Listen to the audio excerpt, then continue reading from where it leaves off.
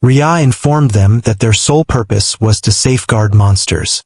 Since polite requests would be ignored, he issued an order to eliminate any player who resorted to violence, as they would retaliate instantly. Their strategy was to hold out until the administrators provided a definitive answer. Hungak already knew that members of PM would be present. Suddenly, he spotted Ignis. He recalled that she was the very same monster he had previously battled in the village. He was on the verge of launching an attack somewhere else when, unexpectedly, the purple-haired monster assaulted Hungak. Hungak gritted his teeth. He challenged the monster, inviting her to die before anyone else if she truly desired it. The PM members initiated combat with the bug report guys, thus keeping the monsters occupied with eliminating the humans. Ria understood that the eradication of humans there was unavoidable, yet he recognized that monsters dominating that location would lead to other complications. Ria provided them with a force teleportation portal. After ensuring the safety of all humans, they planned to return the monsters to one of their designated jurisdictions. Yoon drew her pistol. She informed Ignis that this was no place for her to interfere, as her skills were specifically tailored for bullets. Ignis glared at Yoon with fury. Both of them dashed toward each other. Having been rankers for several years, Yoon recognized the gravity of this situation. She comprehended that this was a life-or-death scenario, and she had no time for hesitation. She activated the ultimate skill of Deadshot.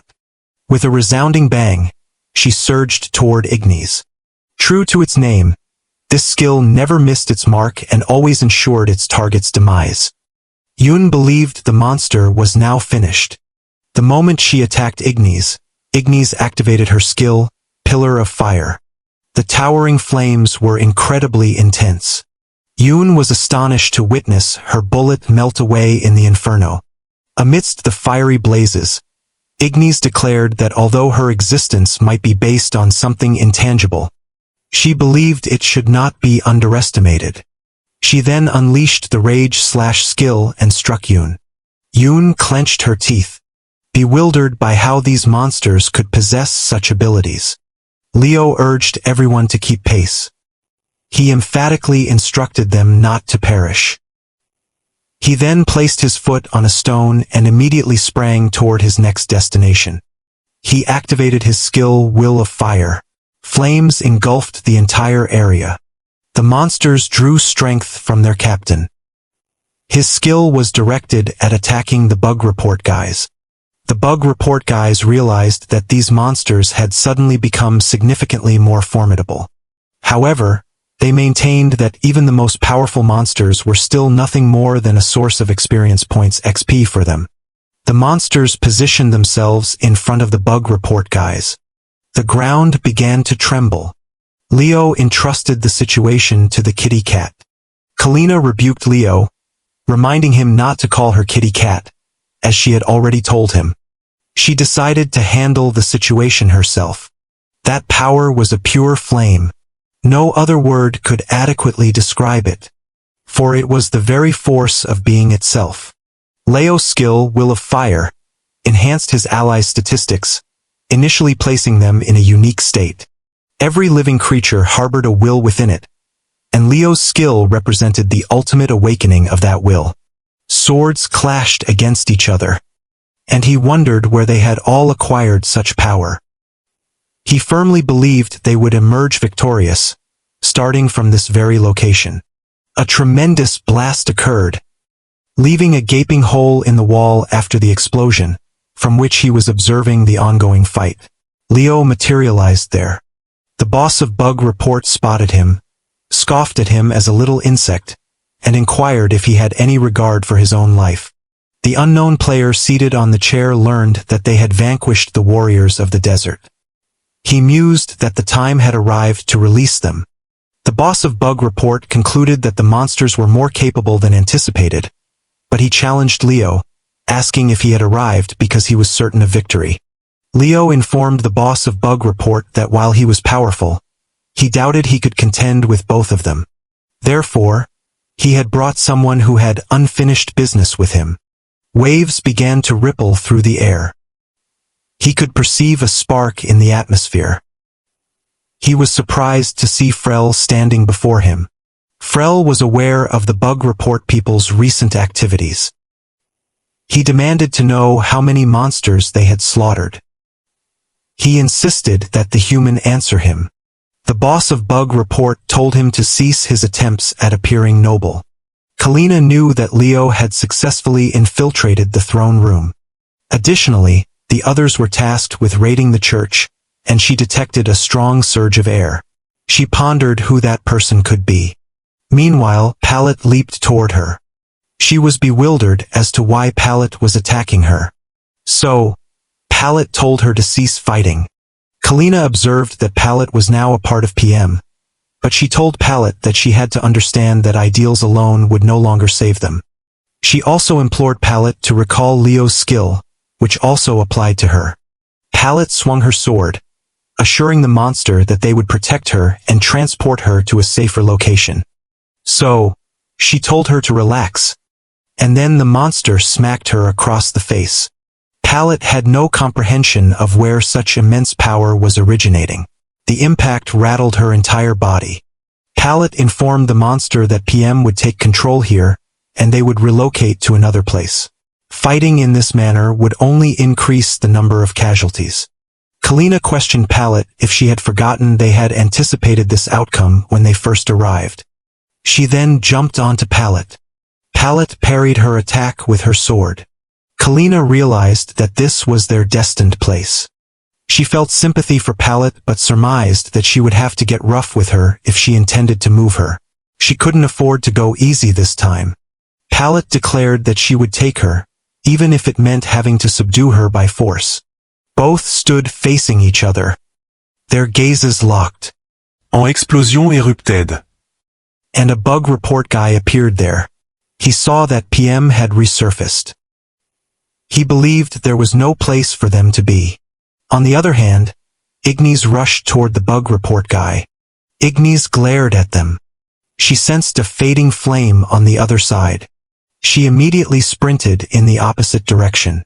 A bug report guy stood there, wielding a sword. The monster apologized to Leo in his heart, acknowledging that he hadn't been sufficient. Before he could attack the monster, Ignis seized the sword and halted him.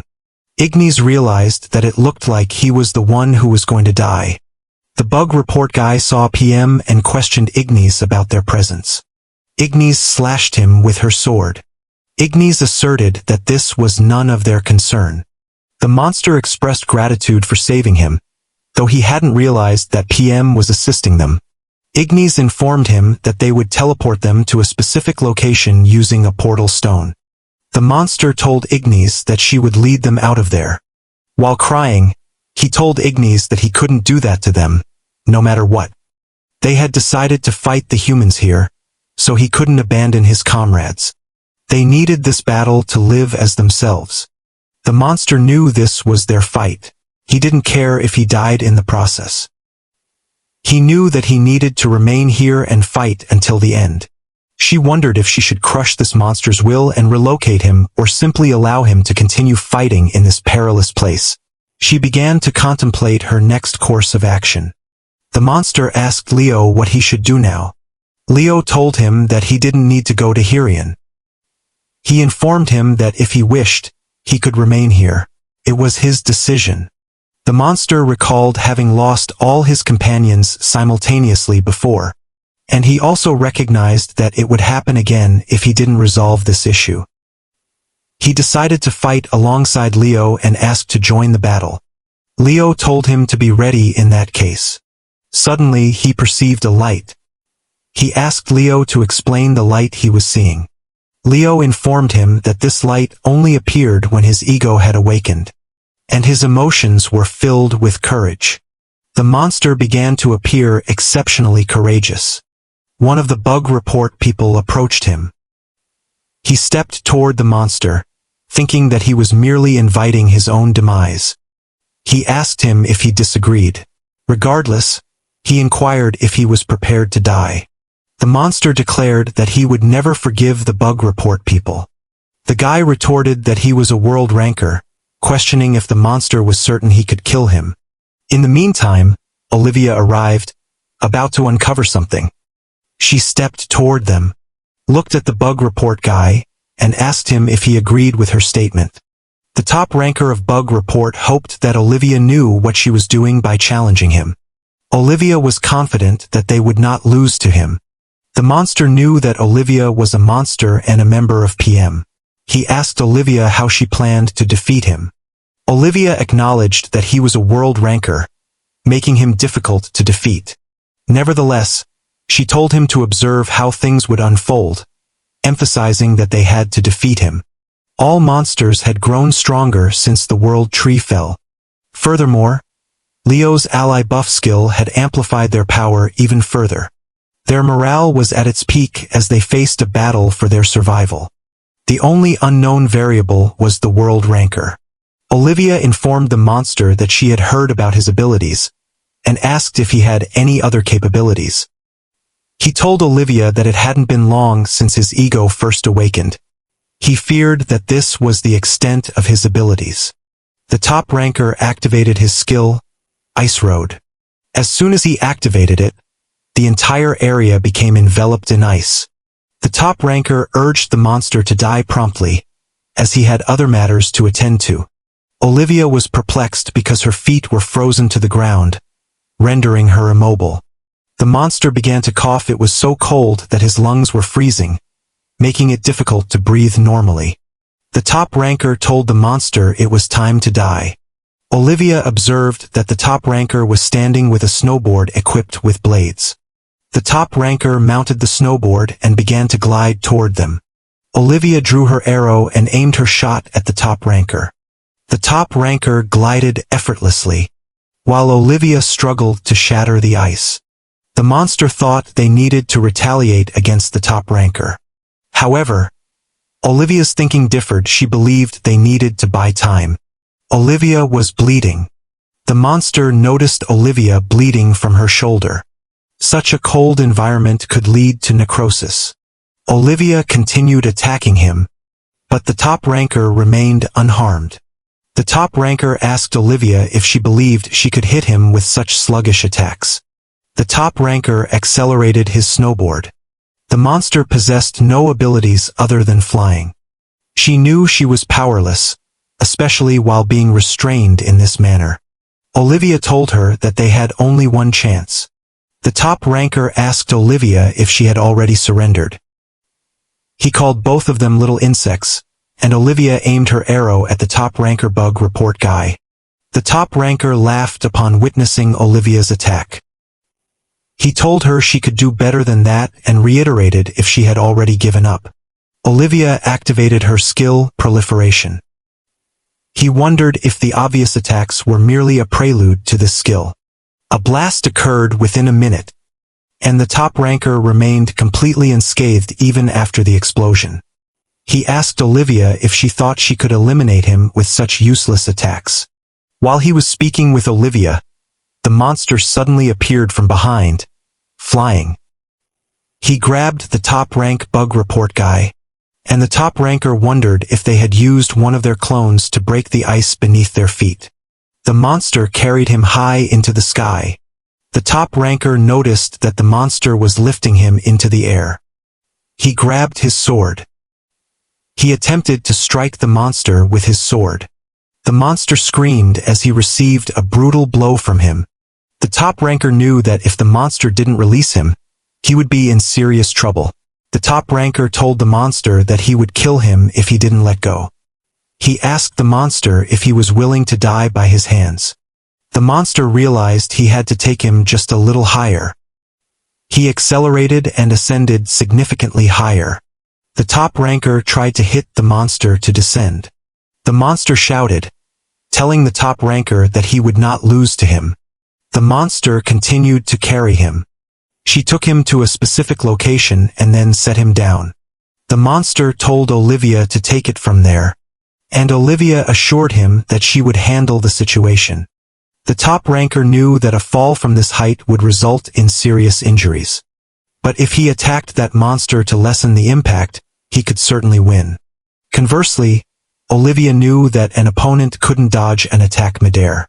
So, either she would break his skill and kill him or he would break her skill and kill her. Through their previous exchange, a new ego had awakened within her. She recalled its name, Bow of Joy Ratnus. She held the Bow of Joy in her hand and struck the top ranker with it. She knew that if she couldn't break his skill, she would die. She activated the ultimate skill called Memoria de Emma. The top ranker was shocked to see the attack approaching him, though he didn't even know what kind of attack it was. Olivia activated Terminus with her Terminus skill.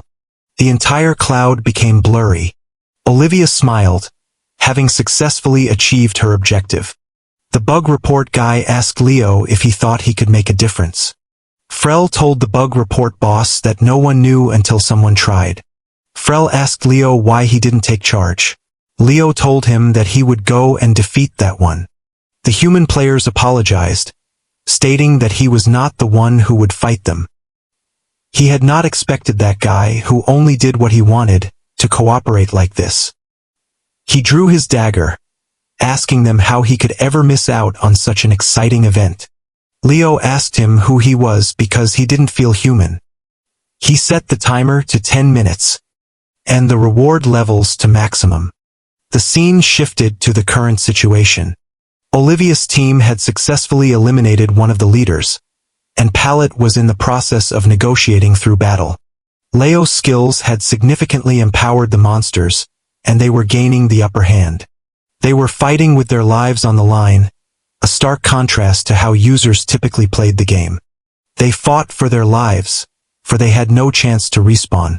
This mindset profoundly influenced the battle in a way the humans had not anticipated. However, they were unaware they were facing an enemy of unprecedented power. Leo demanded he identify himself. The number one grinned, pondering how he should phrase it.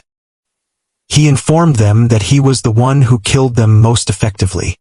Leo began to gather his powers. He perceived that the number one was targeting him as his adversary. He decided to engage him and activated his awakened form, which was Iron's will to fight. Both stared intently at each other's faces. Leo lunged toward him to strike. Before engaging, he suggested it would be better for the number one to bite down hard. Leo struck him, and he fell outside the building. The number one learned that Leo was also a complete ego monster, but concluded that he was very weak. He doubted Leo would last 5 minutes with him.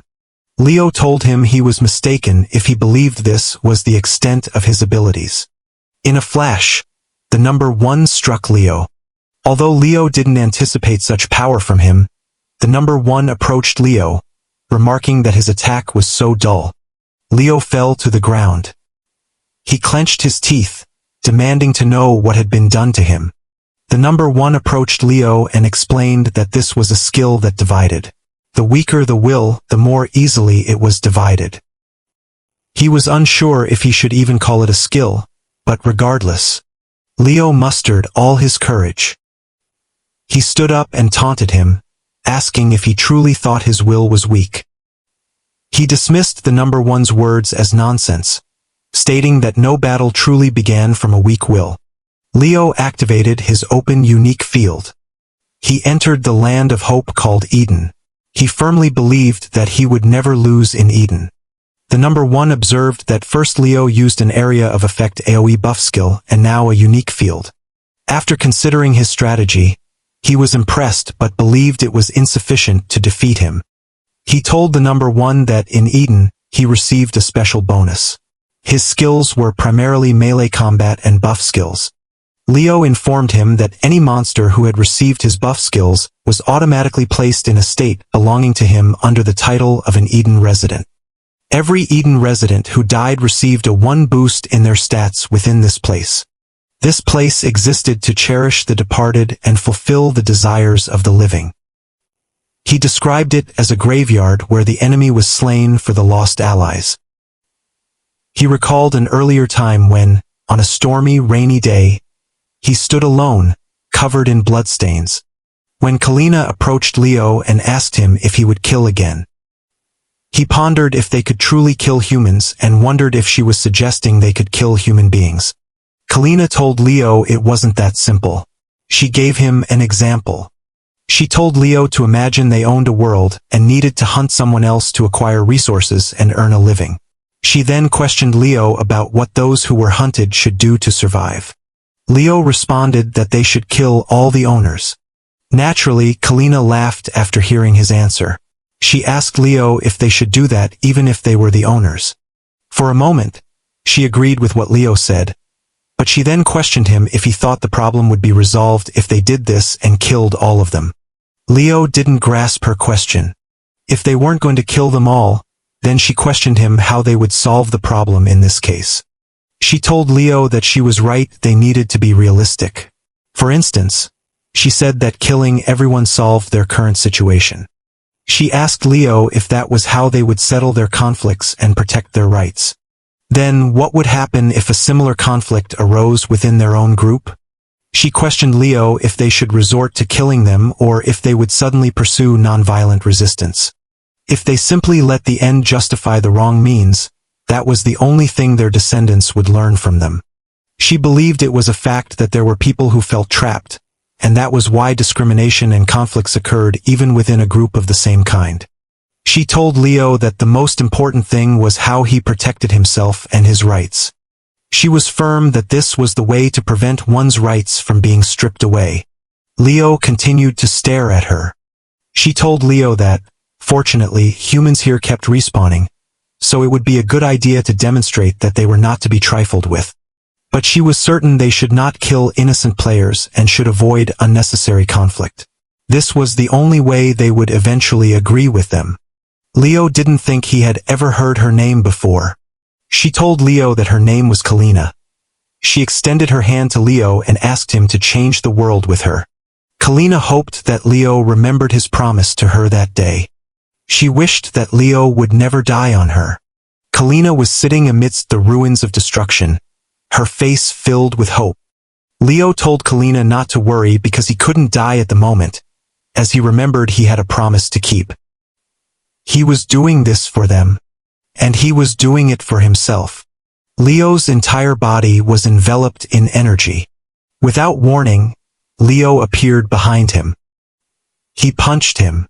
The entire area reverberated with loud bam-bam noises. The number one's shield shattered. He fell to the ground. He observed that this shield was worth a fortune in real-world money, yet Leo had torn it apart with a single blow. He saw that Leo's powers were quite impressive. Well, he sensed some sensation and wondered what this sensation was. He pondered if it was some form of paralysis and asked his partners what was happening.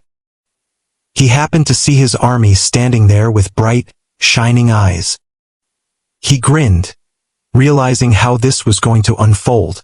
On the other hand, Leo screamed and leaped onto him.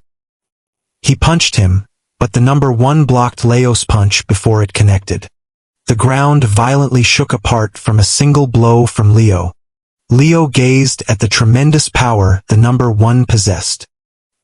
He was surprised to see that the number one had vanished from that spot. Within a second, the number one appeared from behind, holding his dagger. He told Leo that he resembled the one-armed king. He complimented Leo, stating that his poison resistance and battle instincts were not bad. He told Leo that they should enjoy his 5 remaining minutes. Leo told the number one that he was also impressed by him. Both stood facing each other. While stepping toward him, Leo internally requested Kalina that if he ever died, she must help him finish building a world solely for them. Leo activated his ultimate skill called Last Will. He raised his hand to gather sufficient power by activating his skill. This skill demanded a monster to invest everything they had, including their entire ego.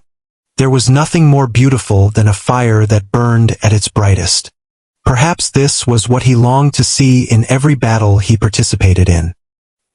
He remembered the old times when he was lying on his deathbed. With an oxygen mask on his face, his heartbeat was slowing.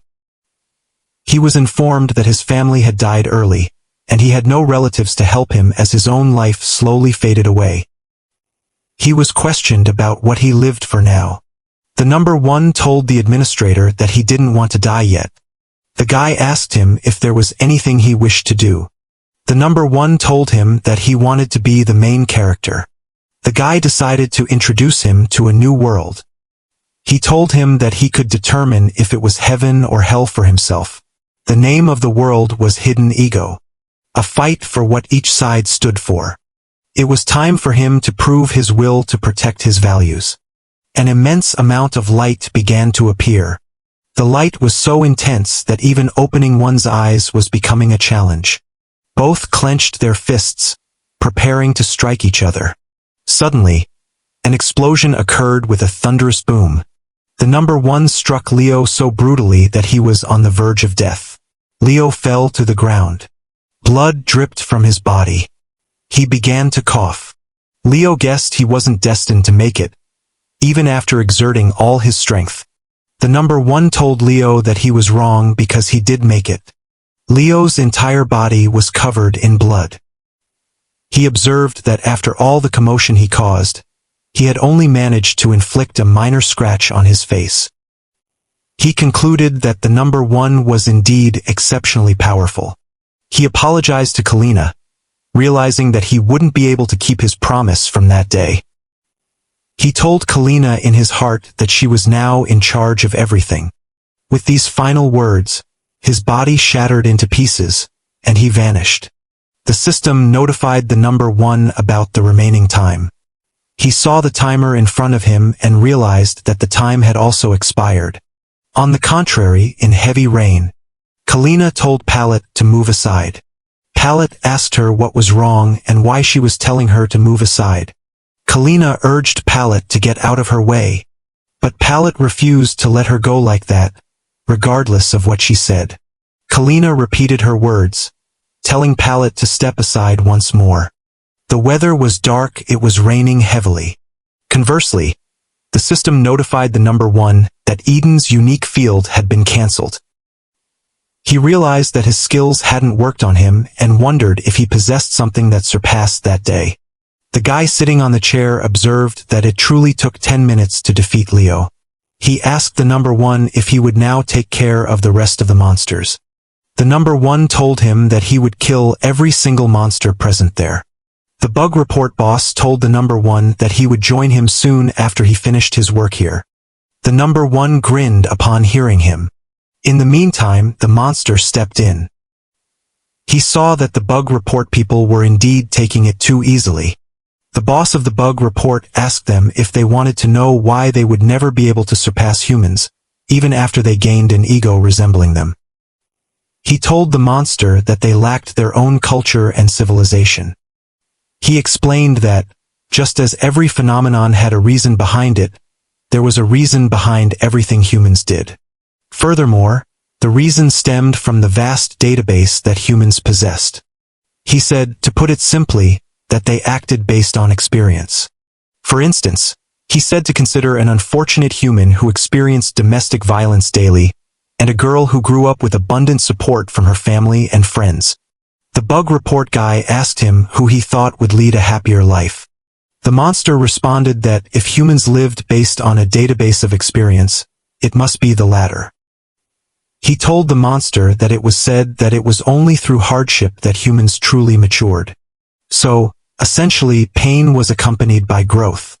Excessive love could lead to neediness and immature defense mechanisms, while a life of hardship sometimes resulted in an unbreakable will for those who had endured it. The monster, after hearing him, concluded that it was complete sophistry. If what he said was true, then everything came down to a personal level. It had nothing to do with civilization or culture. The bug report boss told him that sometimes the environment made it impossible. However, there were always exceptions, which made it impossible to deny.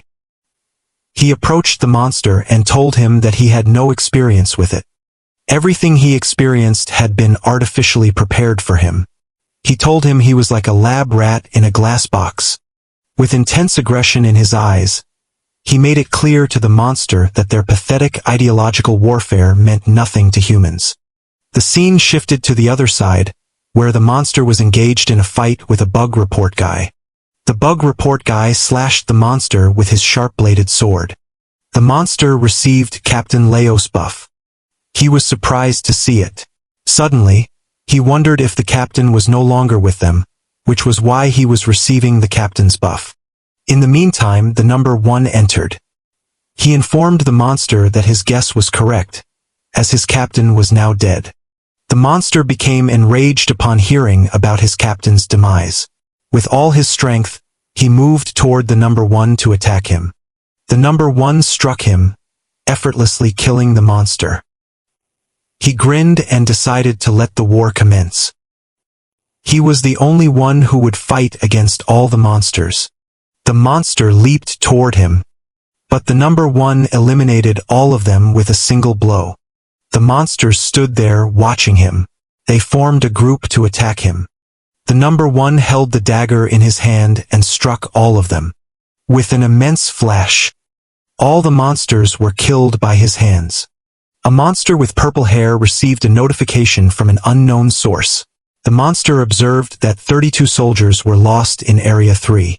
She asked Leo what their next move was. She waited for several minutes for a response from Leo, but she received no answer.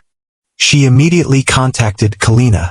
She informed Kalina, panicking, that an unknown player was loose in Area 3. Also, she couldn't get in touch with Leo, so she asked Kalina what had happened to Leo. Kalina informed her that Leo was now dead. The monster was shocked to hear Kalina. She asked Kalina what she would do. Kalina knew that she was the one who had brought him into all of this. So she understood that she should be responsible for everything, even if it meant sacrificing her own life. The monster told Kalina to remember that if they lost here, there would be no hope left for them anyway. She asked Kalina if she meant they would utilize their last resort here. Kalina informed her that she was correct. They would use her final skill, which was last chance. It was a high-risk gamble. Even though she couldn't be sure if it would work, she knew that they had to win at all costs. She approached the number 1, who smiled upon seeing her, as he knew she was the commander in charge. He asked Kalina if he was correct that she was the commander in charge. Kalina knew that he must be the leader of the humans. He tossed Leo's glove toward her and informed her that this was what he had left behind. He told her it was a legendary level item. He must have been quite a powerful monster. Kalina knew that he was going to kill her anyway, so she asked him why he bothered to give her that item. She questioned the number 1 if he was trying to mock her. The number 1 told her that the reason for giving her the item was simply to give her a chance. He actually didn't want to kill all of them, as that made it no fun. Kalina drew her dagger. She told the number 1 that they would fight to the end, right here and now. The number 1 agreed to fight with her if she insisted. Both stood exposed in the dark weather. A monster whose name was Amber asked Chloe if it was time for them to intervene. Chloe was certain that he wouldn't stand by and watch all of this unfold. He told Chloe that they should then go and participate. It wasn't as if he always possessed a will of steel. It was after 2 ego monsters saved her life and sent her to a secret location on the map. There she met a group of monsters just like her. But that place was a sanctuary for them. Most of them were unable to overcome their fear of humans. She was one of them, but he noticed some people were trying to change. One of the monsters yelled at everyone, asking when they would ever stop being such cowards. After listening to one of the monsters attempting to agree to fight against the humans, the monster began to murmur. The monster asked all of them if they would hide in fear, waiting for the humans to strike them again. He told everyone that if they did this, they would never succeed. To Kalina, it felt like a change was imminent, and she eagerly awaited it. Suddenly, the monster trying to rouse them from their cowardice was bullied as he was struck by a stone that hit his eye. One of the aged monsters stepped forward, stating that he supposed he had a way to defeat humans, a way to win this war against them while eliminating them all in the process. The monster agreed with the aged monster because they knew that if the humans ever saw them again, they wouldn't leave them alive because, after all, they were the owners of this world, so they weren't sure if they could even fight them off. Kalina saw that they were all cowards who were afraid of change. She wondered what she had expected from them. She realized that they needed an influential leader to transform them. She constantly questioned herself when this loser's life would end, and when they would live a life with freedom and pride. She kept searching for someone who could completely change their lives. It was around that time that it began. Suddenly, she saw someone had jumped to the ground. She turned her face to see what was happening. She saw a human pursuing a monster. The monster the human was chasing was Leo. The human called him a tiny monster. Leo asked the human what it meant to him if he lost to a little monster. The human became enraged. He clenched his fist, intending to kill Leo. Leo activated his skill to eliminate the human. And as soon as he enabled the skill, he began to overflow with power. His power was simply overwhelming. The look in Leo's eyes assured Kalina that this was the monster who would change their lives forever. Kalina began to chase him. Leo asked Kalina when she would stop pursuing him because it had already been 2 weeks. So he urged Kalina if she wasn't tired of it. Kalina told him that she would stop chasing him when he said yes to her. Leo adamantly informs Kalina that he has no intention of agreeing to her request. He clarifies that despite their shared monstrous nature, it provides no compelling reason for him to offer assistance. Kalina, however, remains confident in his eventual cooperation. She then boldly states her conviction to Leo. Leo gazes at her, probing what precisely led her to such a belief. Kalina explains that her certainty stems from his inherent capacity and extraordinary power to intervene. Suddenly, a human figure abruptly enters the scene. The human surveys both monsters, questioning their presence and activities. He mockingly inquires if Leo and Kalina are perhaps enjoying a picnic. Deciding swiftly, the human resolves to eliminate both of them to accumulate kill points. His intense gaze settles on Leo. Leo swiftly charges towards the human, who simultaneously draws a dagger, intending to strike him. The human expertly ensnares Leo within binding ropes. Leo immediately recognizes that this individual is remarkably different from any human he has encountered previously. The human then launches a peculiar death and die machine in Leo's direction. The device begins to spin rapidly. The human callously commands Leo to perish. As the machine ceases its rotation, the human lunges at Leo, aiming to deliver a fatal blow. Leo realizes he has no way to evade this final human assault. Without a moment's hesitation, Kalina bravely positions herself between them, shielding Leo by intercepting the human's attack.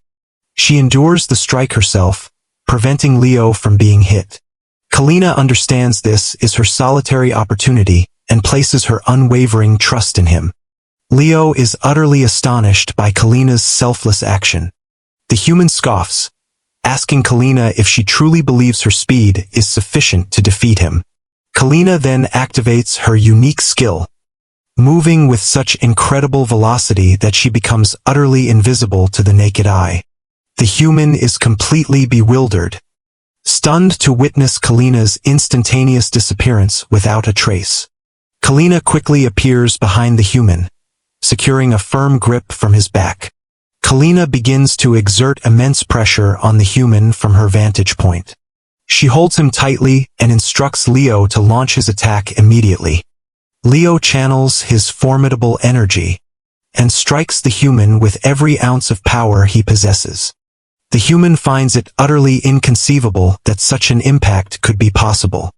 Kalina's eye begins to bleed.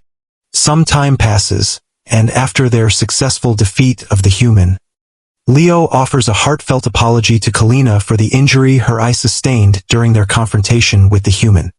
Kalina calmly takes the dagger in her hand and deliberately slashes her own eye. Leo cries out in alarm, questioning her drastic action. Kalina's eye bleeds profusely.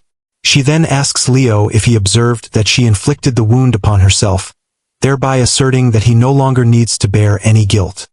Leo smirks, concluding that she truly is an exceptionally unique individual. Nevertheless, he decides to heed Kalina, eager to hear what she has to impart. Leo then announces to everyone present that, from this moment forward, all individuals shall comply with his directives. He formally introduces himself, stating his name is Leo and proclaiming himself their new leader. As he delivers this declaration to the other monsters, an aged monster suddenly hurls a stone at Leo. The elder monster challenges Leo's perceived authority, demanding to know who he believes he is, and what grants him the right to command them. He questions who authorized Leo to demand their sacrifice, accusing him of being merely another hypocrite seeking to exploit them for personal fame. Leo retaliates by striking the aged monster directly in the face. The aged monster is sent flying a considerable distance after being hit by Leo's punch. Leo sternly tells the aged monster that he has only two possible choices. He can either choose to be a coward and remain hidden in perpetual fear, or he can join Leo and strive to reshape the world alongside him.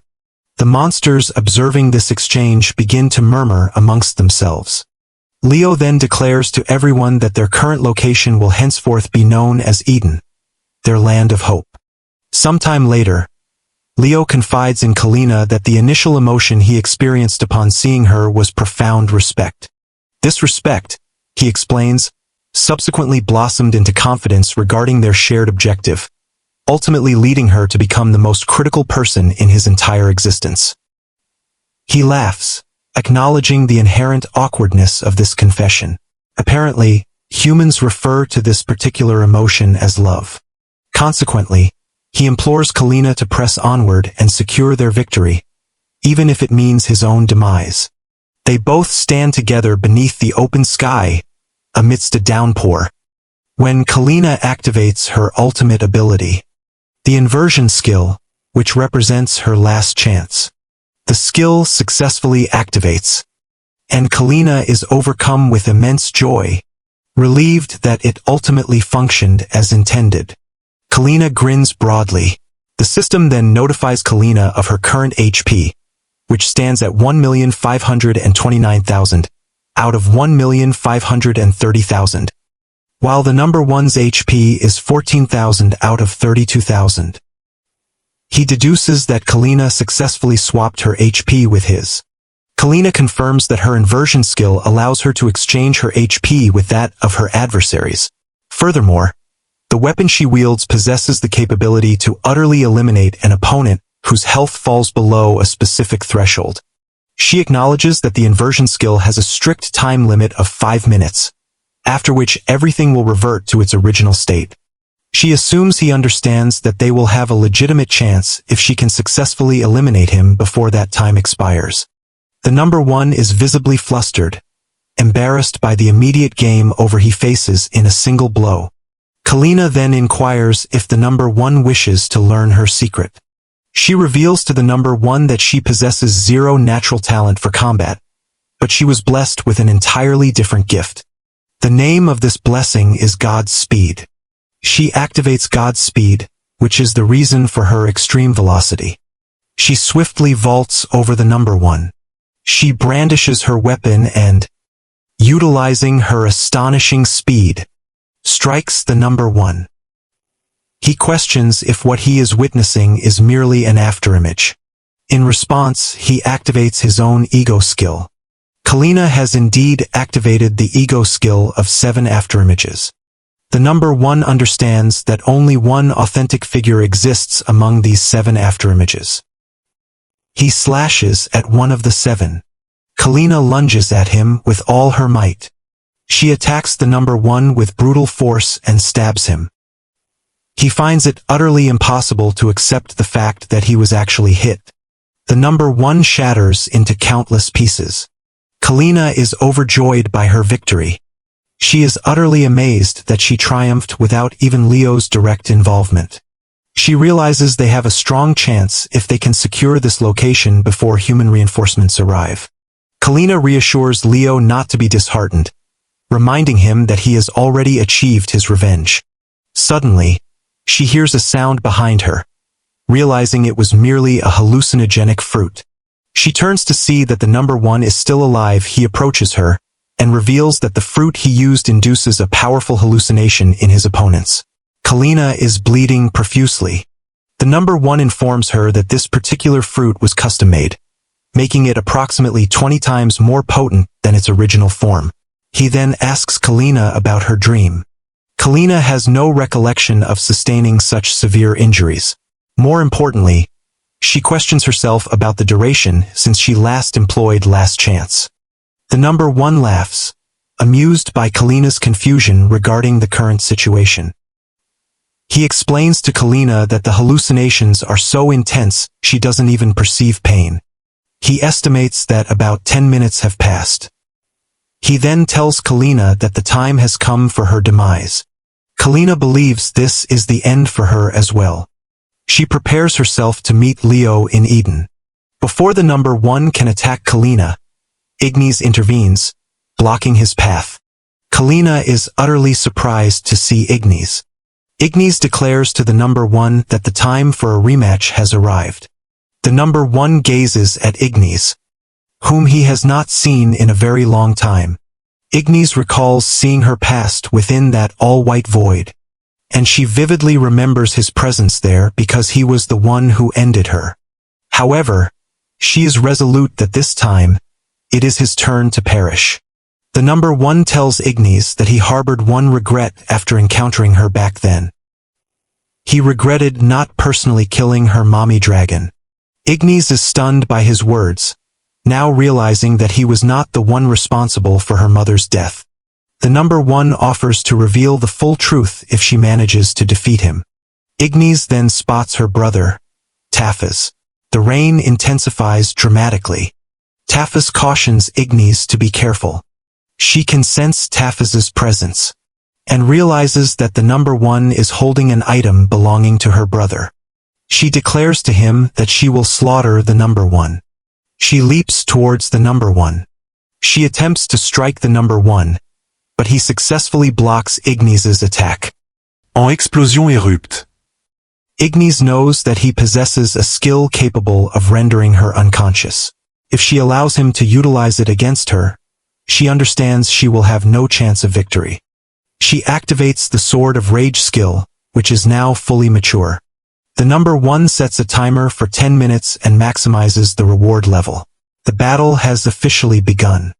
The number 1 suggests that Ignis should engage in a fight to the death. Their clash commences. Cousin widespread destruction. Ignis activates the dragon's 3rd ego, which is grief. She strikes the number 1 with her 3rd ego, and the number 1 perceives that she is significantly more powerful than their previous encounter. The number 1 activates his skill Library Fantasia. Ignis is surprised by this skill. She finds herself trapped in an unfamiliar space.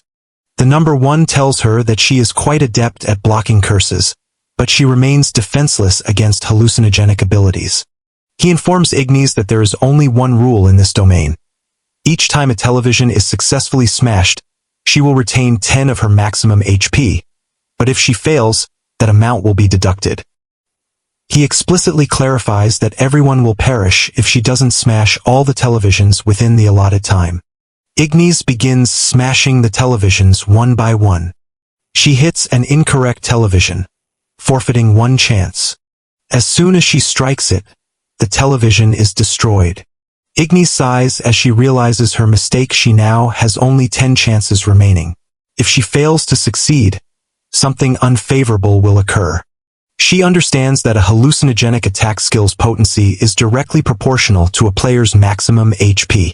If she makes 9 more errors, it will be game over for her.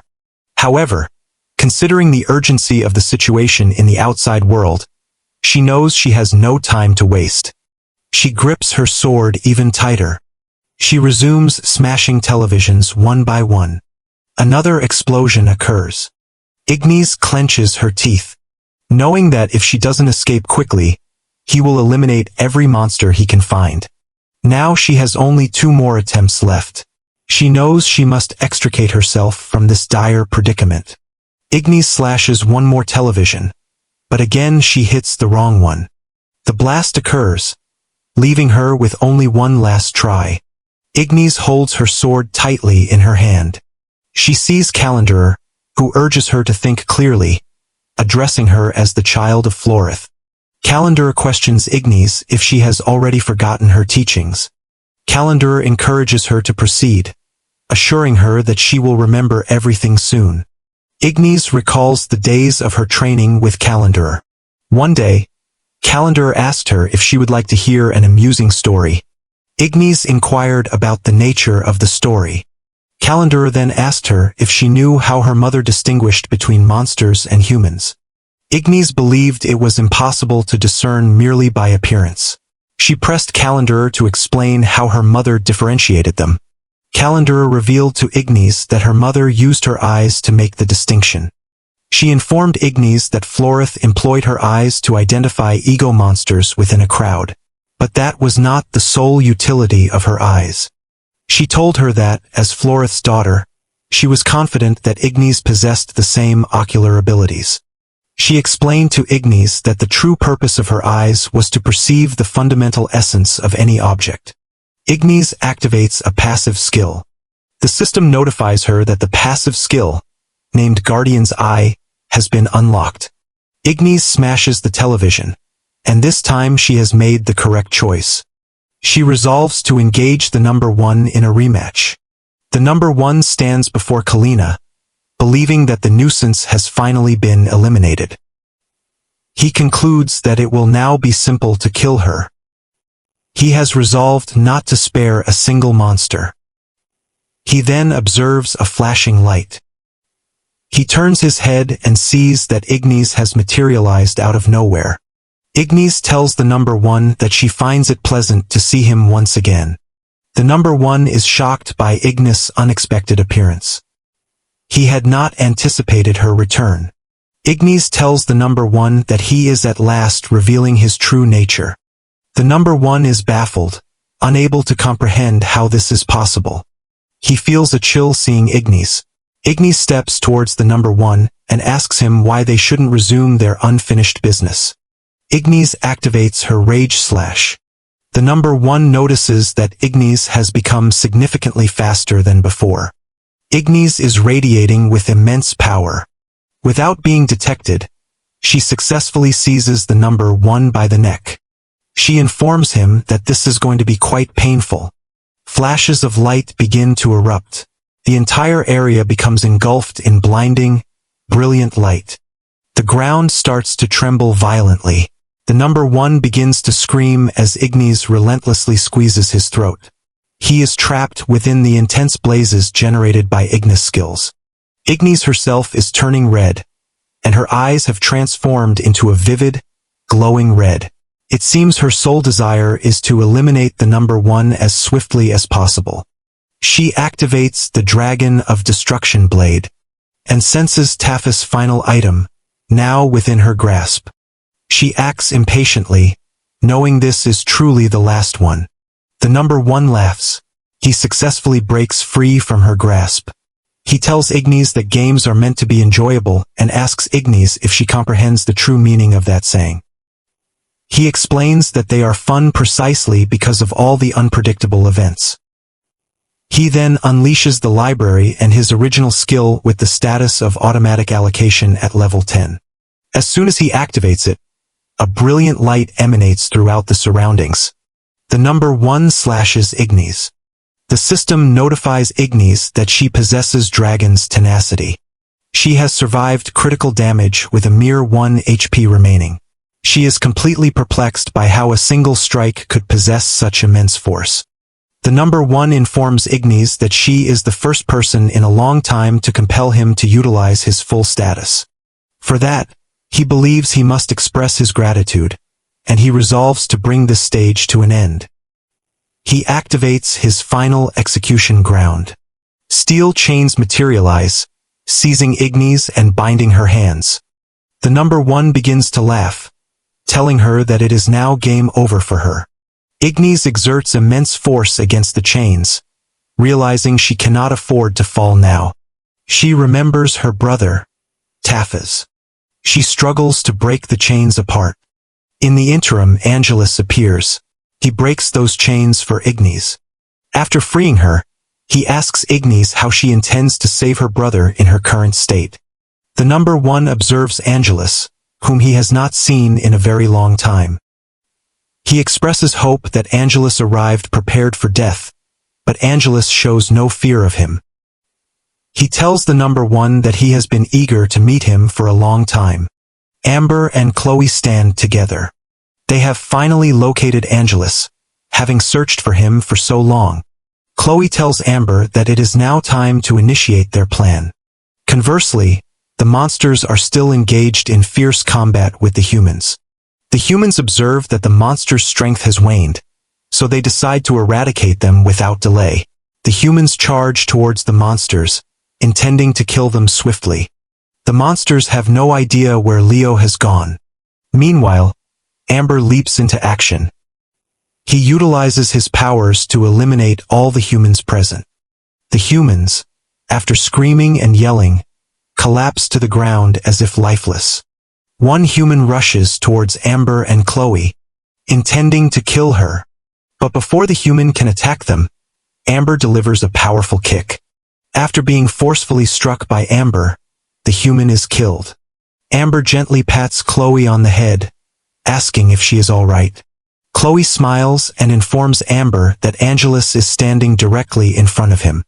Amber acknowledges this. He is well aware that they require Angelus to launch their plan, which involves transferring all of his ego to all of the monsters.